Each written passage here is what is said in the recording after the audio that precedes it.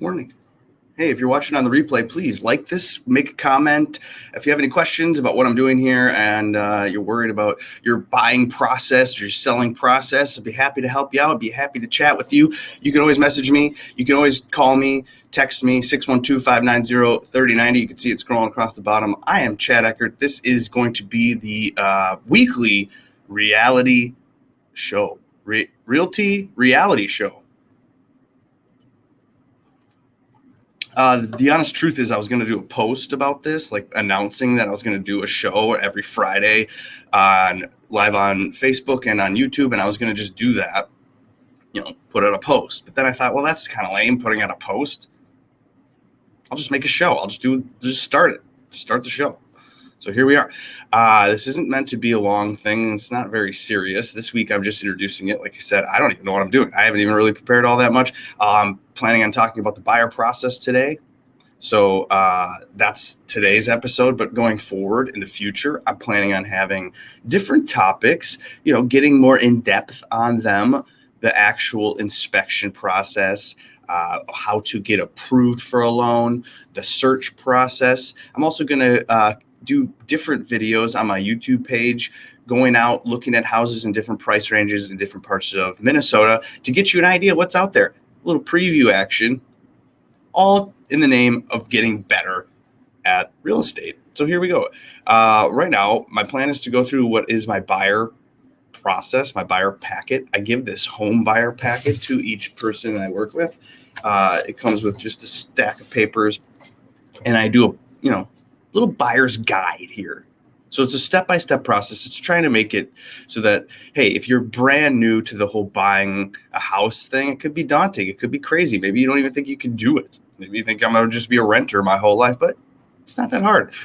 The first step in the process is finding a realtor. And hey, you found one. I'm here. I can help you. I work with first-time buyers all the time. I work with my mother. We're working on a 50th in France in Edina, Minnesota, and she works with a lot of not first-time buyers. So we can cover it all. So yes, choose a realtor. That's step one. Although step 1A would be get your money right. Figure out how much you can afford. So how to do that? You got to meet with a lender. We're going to talk about that. We're going to go through what your budget is and how your wants and needs fit that. How do you view properties? Then you make an offer. How does that work? Prepare for closing, get an inspection, appraisal, and all that stuff. Then you do a walkthrough. Then you close. Then you move in. And you know what? At the end of this whole thing, I'm going to talk. This is going to be 30 minutes max. I'm going to give you the frequently asked questions and some of the mistakes first-time buyers make. So, like I said, you're welcome to chat along. You're part of the program. It's live. You're on the internet on Friday morning. There's a couple of people in here. This is great. Okay, so here's the thing. You comment along. I could show it on the screen. I got this cool program. I do fantasy golf podcasts every week, and I know how to do it. So thought I'd just do it for real estate. Why not? So here we go. We're going to go through the buyer process. It's going to be a very quick fun pod. And then next Friday, hey, we're going to do something else. We're going to do something new each and every Friday morning here on Facebook and on YouTube. So like I mentioned, there are steps in the process of buying a house, and you got to work with a realtor. I think you do. You'd almost be a fool not to in this market, especially with the way things are going and how fast things move. Can you even get access to the same information? Sure, you can. You got Zillow and all these apps nowadays, and you can probably get that listing. But when it comes down to writing the offer, making sure that you get everything right to win in a multiple or just to get the house, you got to have the right realtor. So keep in mind that realtor in Minnesota doesn't cost you anything. Actually, the seller, that's who's paying their buyer commission for the realtor. So when you're working with a buyer's agent, you only owe them, a couple $100 for their admin fee or whatever. So it's a good deal to have a realtor on the buyer side. And once you choose realtor, you choose me. That's what you choose me because I live and I know Minnesota. I'm a great realtor. Been doing this for almost 10 years, 7 years. I don't know. I know technology. I'm young. I'm energetic. I know how to negotiate. I know all the tricks of the trade now because of the fact that I work with my mom. She's been in it for 20 years. She's a good mentor. So yeah, choose us. We're good at negotiating. We know how to present your home if you're just going to sell. We could do that and help you out there. Marketing, we could do that. Obviously, we do all the same stuff that every other team does. Okay, so we can do that for you here at Edina Realty. If you need testimonials, we got plenty of those because we've been doing this for a while. So again, choose a realtor, choose the right one, and then or choose an Edina Realty agent. Of course, you want an Edina Realty agent because Edina Realty is the biggest, the best brand out there. I mean, most of these big box companies, they do have this off network listing, thing where you can find pre-lists or off market, they call pocket listings. We have that. We can do all that. We got this app that everyone loves. And all right, we got these cool signs that are big and red. So if you sell your house, people will see it. That's why you use Edina Realty. But okay, you got to get an agent that has the skills to represent you and all that stuff. We know that. So you did that. You found me. And then the next step is to start the pre-approval process, because I'm not going to show you houses unless I know you can afford to buy them. Hello. So you got to go talk to a lender. And we have some in-house. We have some right down the hall. Chad Johnson's a great lender for Edina Realty Mortgage. There's others. You could find someone your dad knows. I don't know, but I don't even care about your money. I'm a realtor. I just want to know that you have it. Someone needs to tell me, sure, he can afford to buy this before I start showing you a bunch of houses. It could be a big mistake to start looking at $500,000 and you can only afford $450,000. That will be a sad day for you. So simply getting pre-approved just means that you're getting pre-qualified. It's every offer I write on a house. So if you want to write an offer, it has to be accompanied by a lender letter. Someone with a bank says these people can afford it, or the seller's not going to look at your offer. They're going to go, well, I don't believe you. Nobody believes you. It has to be in writing. It has to be approved that you can buy it. So there you go. You got to get approved. You got to get your money right. Because in this transaction, it's going to cost you a lot of money to buy a house. I mean, not only the hundreds of thousands of dollars it takes, but, well, you don't really have to bring hundreds of thousands of dollars. You could just bring whatever the down payment is. That's how much you owe. And typically it's between about 3 to 20%. That's how much you put down. But there are parts of the process of buying a house, including an earnest money check. You got to do that up front within 48 hours of the offer being accepted. 48 hours, put this money that you say, hey, listen, I love this house enough. I'm going to tell you that by putting this money on paper and give it to you to sit until we close. That's part of your down payment. So it's called earnest money. Typically 1% of the purchase price. It could be anything.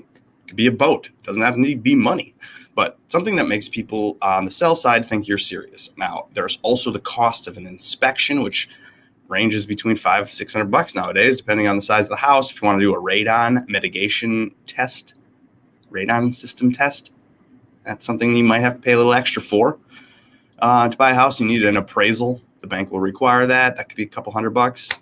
You need insurance and all that stuff. You got closing costs, and lender fees and title company fees and insurances and taxes and all the stuff that it goes into buying a home, which equates to about 3% of the mortgage amount. Now, you can mortgage the 3%. You can do all sorts of things. You can come get creative, but that's on you and your lender to do all that stuff. The down payment is the big thing that you need to bring to the table the day of closing. A stronger offer will have a larger down payment typically, because then it'll look favorably upon the seller. Hey, look at these guys got money down. The appraisal will come in. The bank trusts them. They got cash, earnest money of a big amount, down payment of a big amount. That's what you want to see in an offer as a seller. So those are things to consider. Again, you could be buying a townhouse or a condo and they have association fees. That's another cost to buying property.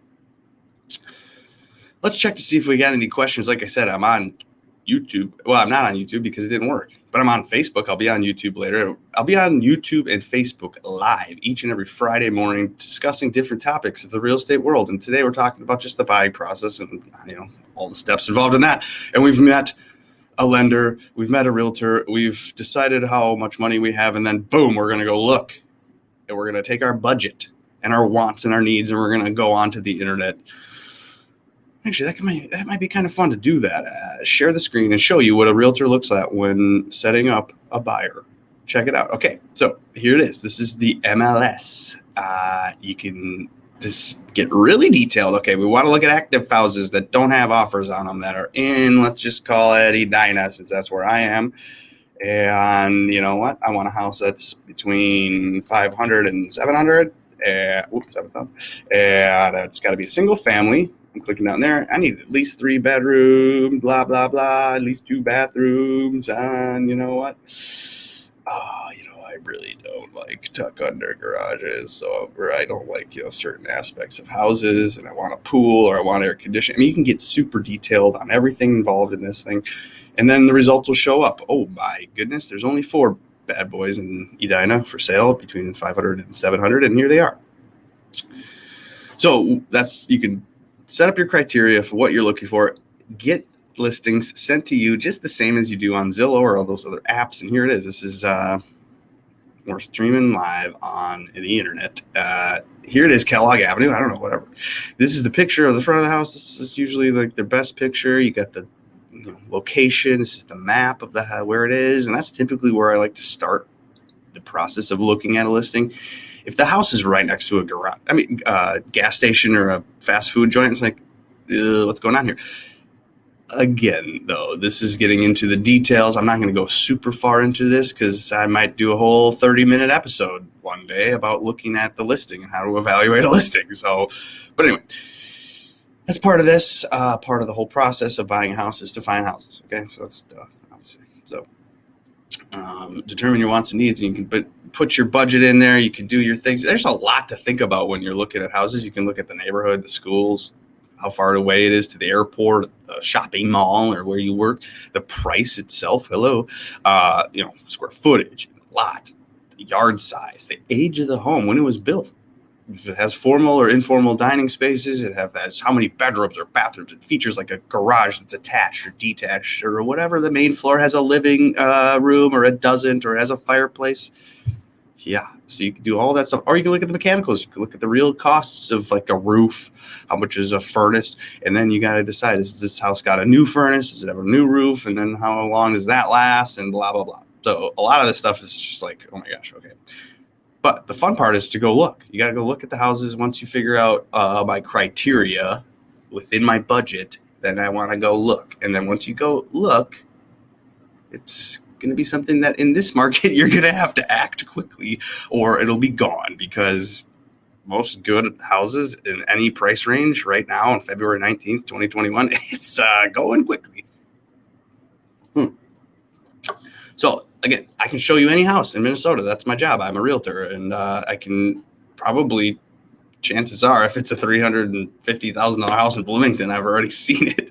But at the same time, you go look at houses and we start looking and we start evaluating. I mean, you probably do this already on the internet. You got your apps and you got all that stuff. Maybe you want to see a house right now. You're in your head like, ooh, I like this one. Give me a call, hit me up, text me and let me know the address. I'll tell you the details of it. We can meet there. It's pretty simple to set up a showing and go look. So again, once you find the house that you like, you want to go look, we look at it, we love it, and we want to make an offer. That's the next step of the process here. So again, not all offers are created equal. You got a lot going into an offer. I mean, you basically have, what is an offer is a contract with a bunch of words on it, and they sign it with the prices and all that stuff. You just make sure that it's all buttoned up and good. But there are contingencies. There's other things that you could make your offer look better or worse. Again, probably go into another episode or whatever in the future here about the specifics of an offer, writing an offer and making sure that you are the best looking offer and how to make your offer look, or, be convincing. Oh, you could go, obviously this world, sales price, it's more, if you have more money, probably get the house. If you have cash, there's no appraisal involved. That helps too. You can do an inspection or not. Typically you should. The amount of earnest money, like we mentioned, whether or not you can close in 30 days, 90 days, whatever it is, that's important. Other contingencies, like, do you have to sell your house? Can you buy without selling it? Personal property. Hey, I love that patio set in the backyard. Is that going to be a problem for the seller to make a deal since you're trying to ask for that? I wouldn't ask for it, maybe. There's other things. We can go into that at a different time. But so, yeah, again, you have contingencies of an offer. Typically, when you write an offer, it's contingent on a home inspection. A few days after this thing is signed, you get a guy in there, he evaluates the house, he writes up a little report, he gives it to you, and then you decide, hey, is this going to be good enough for me to buy, or do I need to negotiate again? And you renegotiate. But again, that's another topic we could talk for an hour about home inspections and what to do with those. Then you wait for the seller to respond. I mean, I don't know. It's been a while since I've like actually written an offer and not had it be like best and finals due by 5:00. I mean, like most offers nowadays, you're like, okay, we're going to submit it and just cross our fingers and hope till, it's Sunday at 5:00. I get a text or a phone call from some dude saying we got the offer. But either way, let's just pretend we won. Oh, we won. We got the offer. They accepted our offer. This is great. Okay. Well, now it's time to prepare for the closing. And that's a whole other process, because the bank needs to come along. They need to go into the house and say, hey, this is worth what we're willing to give you in terms of a down payment or a loan. So there you go. It's worth it or it's not. So you have to finalize financing. So that's another process that the lender will do. You have to start your title work. You have to do that. Again, this is all after pretty much an inspection. You get through that. Everyone signs. It goes from inspection pending to pending, and then you're waiting to close. And that's typically 30 days after the contract signed, sometimes more, whatever.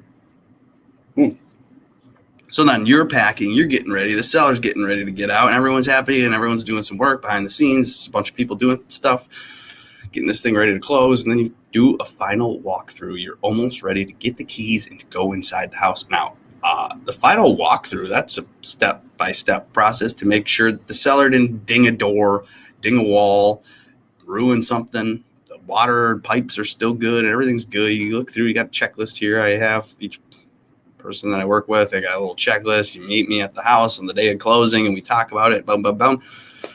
Make sure the house is good and all the stuff and all the trash. I mean, sometimes sellers leave old paint cans and crap that you got to call 1-800-GOT-JUNK, get them out. But whatever, we get all that figured out, and then we go to the closing table. And actually, in Minnesota, you sit together. Minnesota, nice. You get together, you sit at a table, and then you sign. Sometimes. I mean, typically. Nowadays with COVID, I don't know, you sometimes pre-sign or you're in a different room. So it's a little different story with the world we're in. But closing's pretty easy. It's not that hard nowadays. I mean, I think I did a closing with Watermark that was like 17 minutes. It was like, oh my gosh, we're done? So these things don't take that long. Most of the stuff's done prior to even getting there. So it's more of a formality. You sign a couple things, get the keys. You literally exchange the keys with the seller, write down the garage codes or whatever, and how's the neighbor, what day's trash day, blah, blah, blah. And you get all that figured out and you're done. And then it's your house. Those sellers are not going back. You are going to own it now. So that's fun. So that's what you do. You get all that stuff done. Oh, reminder though, big thing is you got to bring a photo ID, and you can't be drunk on the day of closing. So wait to celebrate until after the things are signed. So that's the thing. Then you move in. Congratulations. We searched, we offered, and you bought, and you closed, and now you're moving in. Congratulations. Thanks for working with me. That was so fun. That was easy. Okay. But what questions are frequently asked? I'm going to wrap up the show this week. This is the Friday morning realty show. I don't know what I'm going to call it really yet. I don't have a title for it. I'm going to go live Friday morning with a new topic. This week was just the buyer process. And at the end, I might do some questions. If you got them, ask them. Did anyone comment? No one's commented yet. Well, there's only one person watching. But at the same time, here we go. How many homes is it necessary to view before you find the right one? That's a very common question. I've had people, I met them on Friday, showed them a house on Saturday. They bought it on Sunday. I mean, like, that's happened. Or I've shown people 60 houses and one house 3 different times. Or it's all up to you. You kind of have to feel it out. I mean, this market, you probably see 5, 6, 7 before you write your first offer, maybe even less than that. You see like 1 or 2 because you're looking online. You know what's out there. You know how good it is. You got to get a little bit of an evaluation of what's the split level feel like, how much 1,700 square feet feel like, what's an 11 by 10 bedroom size versus a 12 by 13 bedroom size. Getting a photo of a house and getting into the house and actually evaluating it. You can get a little bit creative with those photos nowadays. So you got to get into it and check it out. How long do you visit a house and how long do you show it? Well, I mean, nowadays you only got 15 minutes. This is like an incremented thing now with multiple offers, 100 showings and craziness in this market. And with COVID, they don't let you go in there and hang out. So 15 minutes, maybe 30. And if you really love it, we can always come back, check it out a little bit longer, maybe, depending on how much time we have, or you just got to make an offer. You got to make an offer because this market's crazy. So, no more than 30, 45 minutes or an hour max, depending on how big the house is. Sometimes these little ramblers in Bloomington, it takes me 5 minutes and we're in and out. How many times does a buyer need to see a house before an offer is written? Well, like I said, you could just see the house for 5 minutes and then write an offer. It's crazy. Barely even look at it. Like sometimes the snow is in the backyard and you didn't even go in the backyard or whatever, and barely even looked at it, but you had to write an offer because the market's nuts. Otherwise, sometimes you go back, check it out for an hour with your dad or whatever. All right, what's the difference between a city inspection and a buyer's inspection? Well, some cities, like Bloomington, for example, are required to have the city come in and check out the house, make sure it's viable to sell to another person and transfer the title, and it's going to be all right. The buyer's inspection is just you hiring an independent human being that comes into the house and looks around and tells you what they know about it or can find out about it, and then you negotiate or you ask the seller, hey, what's up with this stain over here? Why is this way? And then, it's a house. Nothing's perfect, so it's going to have some problems, but at the same time, you just want to make sure the problems aren't major, and that's why you have your own city or your own inspection. The city's not going to look for major stuff. All right, we talked about earnest money and what it is. So yes, it's a pledge to close the property. Like you're like, hey, seller, boom, we're giving you this money ahead of time. It is part of my down payment. It will be kept in a trust account for whatever until closing. It's the proof that I want the house. So typically it's 1%. Like you offer $250,000 on a house, you're going to have to give $2,500 to that seller within 48 hours of an accepted agreement. And typically that's enough to make them feel like, okay, if you give them $100 and you decide I don't want the house anymore, a day before closing, these sellers are out sale of their house, and then they only get $100 for it. That's why you got to give them a little more so that they feel like you're not going to cancel on them at the last second and laugh. I don't know. That's how it kind of works out. Like I mentioned earlier, a realtor representing a buyer gets paid in what manner? Okay, I do not get paid by Edina Realty to show you houses. I don't get paid by Edina Realty for anything. They're not hired. I'm my own person. I run my own business. So I get paid on commission. So I need you to buy a house so that the seller, their agent, negotiated some contract with the seller. They pay me money to bring you there and to write it and do it and close it. So yeah, as a buyer in Minnesota, you do not pay a dime to work with a realtor. So why wouldn't you? Why wouldn't you work with me? Call me, Chad Eckert, Edina Realty, 612-590-3090. Before I close this out, this isn't meant to be a long process. Like I mentioned, in less than 30 minutes, one topic each Friday. We're talking about the buyer process. We're talking about frequently asked questions. And now let's just cap it today on the common first-time buyer mistakes. Like I mentioned up front, you got to get a lender. You got to get the money right. You don't want to start seeing houses that you can't afford. That's the worst. You're going to see a house at $320, and the difference between a $300 and a $320 house is huge. And then you can't afford $320, you can only afford $300. Well, you're going to be quite disappointed when you have to write on houses at $285 for $300 or whatever it is nowadays. So yeah, make sure you can afford the house that you're looking at. You want to buy a house, you got to act quickly. A lot of these buyers in this market, the first-time buyers, well, they hesitate because they're like, no, I can't go $13,000, $15,000, $17,000 over ask on this house right now today. That's crazy. And then they never get a house. So sometimes you got to go and act quickly and put all your chips in just to win. There are no deals in 2021. There hasn't been a deal in 10 years. So basically the deal is you get to buy the house and live in it. That's the deal. Other common first-time home buyer mistakes include they don't have the right buyer's agent who's willing to be by their side the entire home buying process like I will be. Gosh, isn't it nice to have someone who's young, energetic, knows technology, can text, stays up late night, gets up early in the morning, has kids, is always doing things? You could find me to help you. Let's go.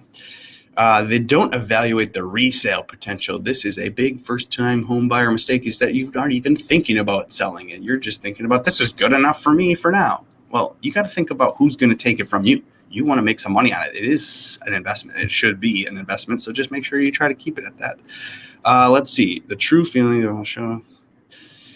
Oh yeah. First-time home buyers are emotional and want, to write love letters and have, their emotions involved. And that's probably not a good idea, especially when things are going the way they are in 2021, where first-time home buyers have to write $30,000 over on a $300,000 list price, and they get sad when they lose it.